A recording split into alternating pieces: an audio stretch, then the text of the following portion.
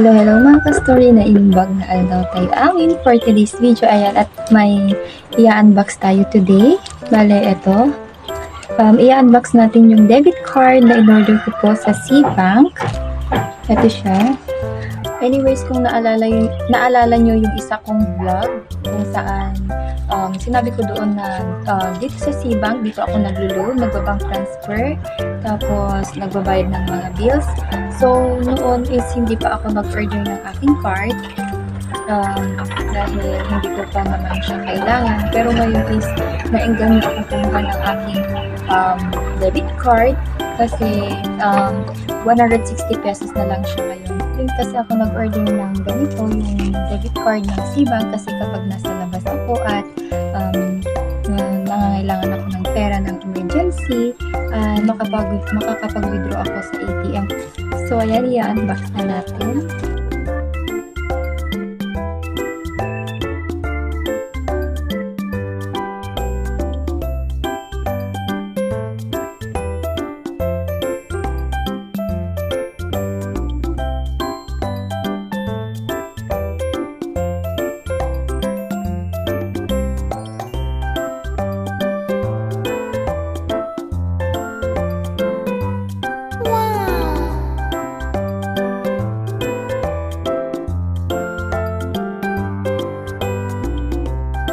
Minsan kasi kapag nasa labas ako, wala akong internet, kaya sobrang hassle yung i-transfer ko pa yung laman ng aking Cbank sa aking BPI. So ngayon is hindi ko na kailangan ng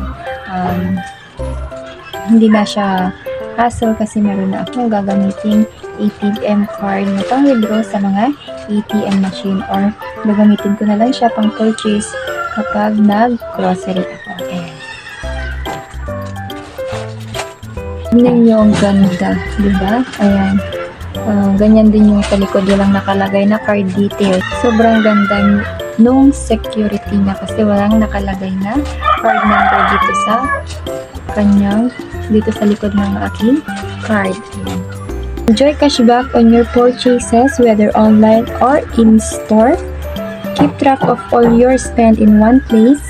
Zero bank markup fees on your overseas spend, and pay contactless in any store where MasterCard is accepted locally and overseas. Ayan yung mga benefits ng aking debit card. So ayan, punta na tayo sa aking Cbank app para i-activate itong aking debit card na Cbank. So, ayan yung aking Cbank dashboard. Makikita natin dyan yung cards. Then, makikita mo dyan sa dashboard mo yung activate your card. Then, click yon. Then, scan QR code kung saan nakalagay yung card mo na dumating. Pagkatapos mong may scan, ay ilalagay mo na ang password ng iyong Cbank app. Pagkatapos nyan ay eto na, card activation successful. Tapos, makaka-receive ka na din ng notification galing sa Cbank app.